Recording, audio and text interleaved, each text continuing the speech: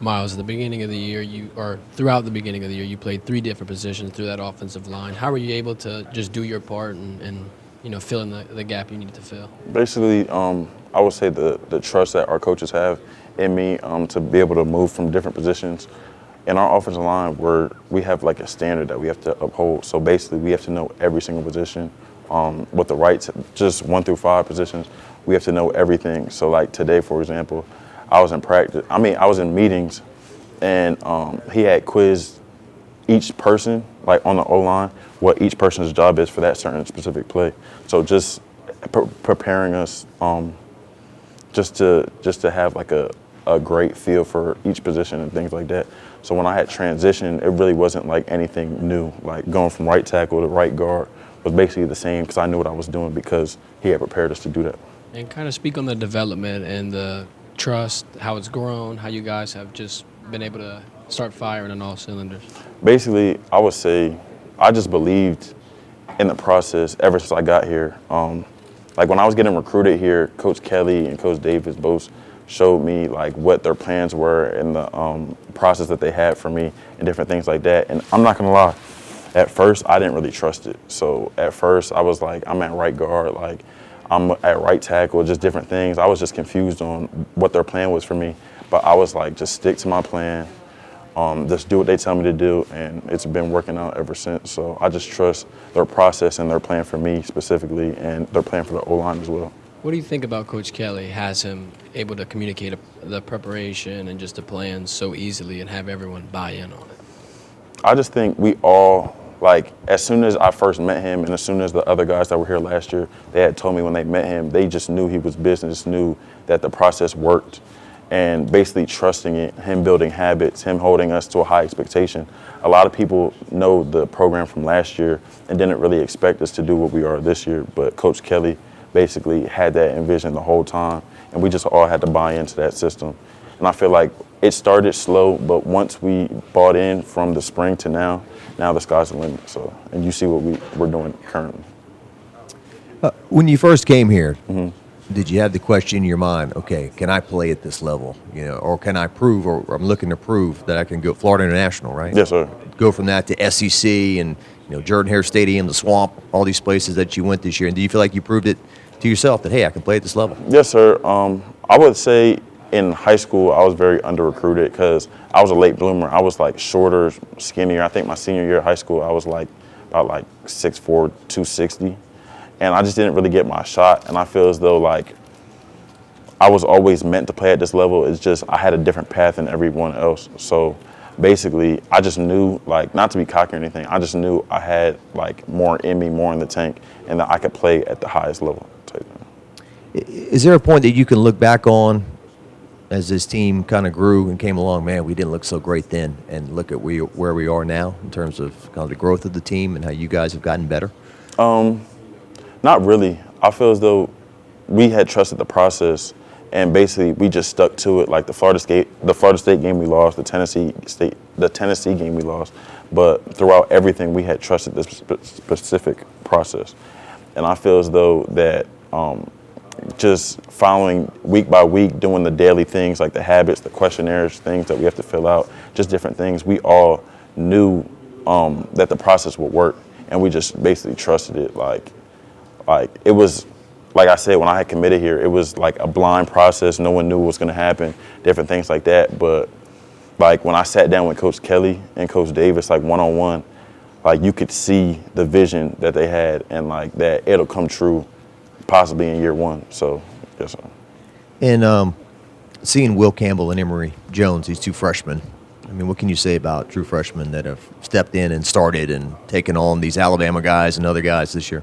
They're just very hungry. I told them I came in as a freshman and I had played and started as a freshman, but there are two different types. Like they embody the standard here. They embody the LSU tradition. They're always asking questions, working harder, coming in earlier, just different things. So working numbers in the weight room just going up as the season progresses. Just they're just a different breed of freshmen, and I love it. And I love working next to both of them, playing right guard, left guard, and it helps me to know that I have two confident people that can get the job done just with me right next to me. A great weekend where you guys are able to clinch the SEC West, but Arkansas kind of got after Jaden more than we've seen all year. Yes, sir. So what did you guys talk about and look at that game and be like, this is what we need to fix moving forward? We just had to come down from all the hype and different things like that. We just I feel like last week we got a little like just separated from our process that I told you about and different things like that. And I feel as though just trusting it, just coming back this week into that process, that we're all gonna like really rise to the top. It was just a different feel. We didn't really practice that well last Tuesday and different things like that. So I feel as though going into this week, just trusting that same process, we'll be able to get back into the flow of things like we were earlier in the season. So how do you create that flow when it's maybe a lesser opponent in UAB, someone who you could easily overlook again? How do you get back to what you Now, we treat all the opponents the same, Alabama, UAB, because the standard's the standard. Like, we're going to over-prepare for Alabama, over-prepare for UAB, over-prepare for Tennessee. Whoever we face, we basically treat the process the same, and we don't want to underlook any opponent because opponents could catch you sleeping at any week. Like, you've seen Liberty beat Arkansas last week, 2 weeks ago. So, like, we just stick to the same process, and yes, sir. And how fun is it having Jaden be your quarterback, someone who's not afraid to run and extend the play with his legs and keeps things active for you? There's always someone extra to block. It's fun as on the field as well off the field. We have a great relationship. We talk to each other about like different things, different life things. Like he takes us aside to make sure we're straight and different things like that. So I feel as though our relationship off the field helps us on the field become more tight, and we don't want anything to happen to him because like we know like he's a great piece, a big piece to our offense. So we just want to make sure he's protected and different things like that. But I just think the off the field things translate to on the field things to like because he's our guy, so we trust him. So As an offensive lineman, can you maybe speak to how frustrating it must be for other teams to have Harold Perkins kind of wreck shop like he does, when the 5 offensive linemen are kind of doing their job, and here comes this number 40 flying in from left and right or whatever, huh? Yeah, Harold Perkins is a dog, and basically coming here, I've never seen, just like you said, Emery Will, Mason Taylor, Harold Perkins, they're all just hungry, and it's a different level that I've never seen before anywhere else. And like when you see him make plays, like it's just expected. Like I go on the sideline after we go over what happened in our plays, I look up, and he's making a play number 40, number 40, number 40. So I just feel as though like he knows the process and what he can do in this program. I just think he follows it as well, just to the T. So he's very confident, and that's how he makes plays. You're a 5th-year senior? No, I'm a true junior. Okay, so you have another year after. Yes, sir. This I have. So I played the first. I played the COVID year, but I only had 5 games. I played 4 games, and then I started the last game. And then I played last year the whole season. So I have 3 years of eligibility left. Okay. Well, 2 after this year. So future, you're a big part of the future then? Yes, sir. So how bright is the future with those guys you mentioned and recruiting classes coming in and all that? It's just really bright. A lot of people thought that LSU would be back on top in the future, but Coach Kelly and the rest of the assistant coaches saw that plan sooner.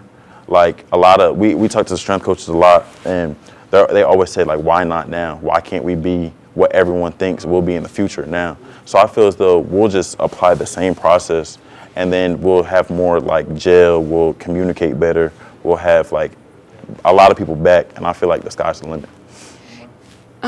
It's very evident that just with every guy we talk to who comes in here, Brian Kelly has drilled into all of your heads. What's important now? Focusing on the next team, not getting caught up in last week or the week before. How is that mentality that Coach Kelly has kind of drilled into you guys? How is that kind of how does the season reflect that? How does that show in you guys in the game? I would say we just take everything one day at a time. So the what's important now piece just helps us focus at different points, like just at that specific time at that specific game. So we know we're in the SEC championship, and we're not even thinking about that. We know a lot of people think that UAB is a lesser opponent, but we're treating them as a high opponent. So we just stick to the script so that we could handle every situation right then and there so we could dominate each week. So when you look back, it's just piece by piece by piece, and then it comes together as a whole, if that makes sense.